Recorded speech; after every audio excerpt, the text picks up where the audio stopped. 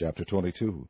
Then Eliphaz the Temanite answered and said, Can a man be profitable unto God, as he that is wise may be profitable unto himself? Is it any pleasure to the Almighty that thou art righteous, or is it gain to him that thou makest thy ways perfect? Will he reprove thee for fear of thee? Will he enter with thee into judgment? Is not thy wickedness great, and thine iniquities infinite?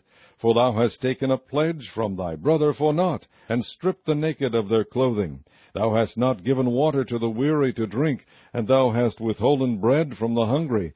But as for the mighty man, he had the earth, and the honorable man dwelt in it. Thou hast sent widows away empty, and the arms of the fatherless have been broken. Therefore snares are round about thee, and sudden fear troubleth thee, or darkness that thou canst not see, and abundance of waters cover thee. Is not God in the height of heaven? And behold the height of the stars, how high they are? And thou sayest, How doth God know? Can he judge through the dark cloud? Thick clouds are a covering to him that he seeth not, and walketh in the circuit of heaven.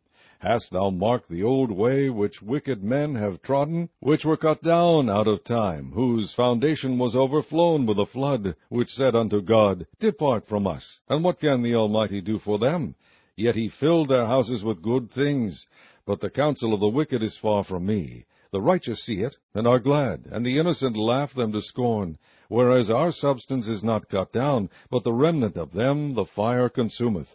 Acquaint now thyself with him, and be at peace, thereby good shall come unto thee. Receive, I pray thee, the law from his mouth, and lay up his words in thine heart. If thou return to the Almighty, thou shalt be built up. Thou shalt put away iniquity far from thy tabernacles.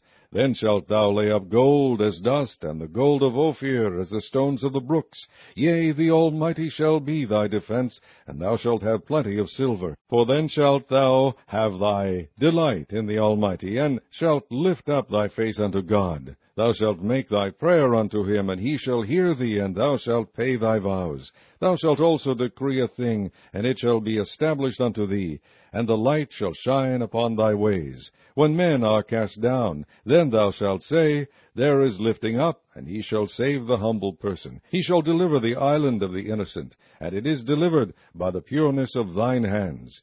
Chapter 23. Then Job answered and said, Even today is my complaint bitter, my stroke is heavier than my groaning.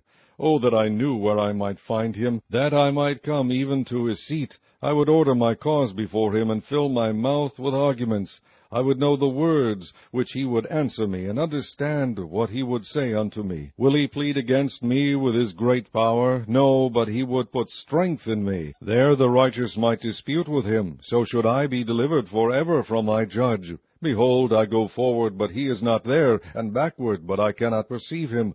On the left hand, where he doth work, but I cannot behold him. He hideth himself on the right hand, that I cannot see him. But he knoweth the way that I take. When he hath tried me, I shall come forth as gold. My foot hath held his steps, his way have I kept, and not declined. Neither have I gone back from the commandment of his lips. I have esteemed the words of his mouth more than my necessary food. But he is in one mind, and who can turn him? And what his soul desireth, even that he doeth. For he performeth the thing that is appointed for me, and many such things are with him.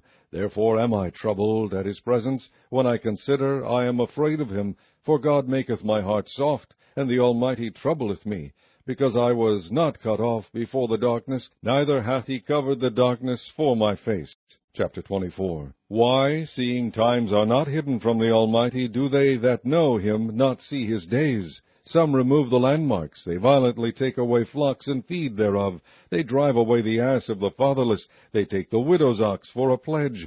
They turn the needy out of the way. The poor of the earth hide themselves together. Behold, as wild asses in the desert, go they forth to their work. Rising betimes for a prey, the wilderness yieldeth food for them and for their children. They reap every one his corn in the field, and they gather the vintage of the wicked. They cause the naked to lodge without clothing, that they have no covering in the cold.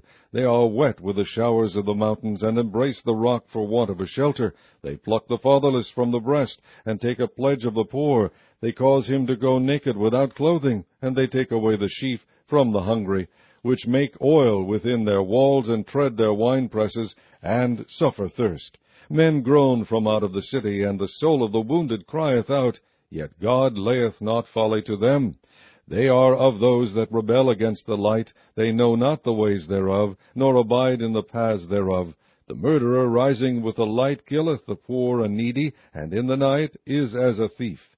The eye also of the adulterer waiteth for the twilight, saying, No eye shall see me, and disguiseth his face. In the dark they dig through houses which they had marked for themselves in the daytime. They know not the light. For the morning is to them even as the shadow of death. If one know them, they are in the terrors of the shadow of death. He is swift as the waters, their portion is cursed in the earth. He beholdeth not the way of the vineyards. Drought and heat consume the snow waters, so doth the grave those which have sinned. The womb shall forget him, the worm shall feed sweetly on him. He shall be no more remembered, and wickedness shall be broken as a tree. He evil entreateth the barren that beareth not, and doeth not good to the widow. He draweth also the mighty with his power. He riseth up, and no man is sure of life. Though it be given him to be in safety, whereon he resteth, yet his eyes are upon their ways. They are exalted for a little while, but are gone and brought low. They are taken out of the way as all other, and cut off as the tops of the ears of corn. And if it be not so now, who will make me a liar, and make my speech nothing worth?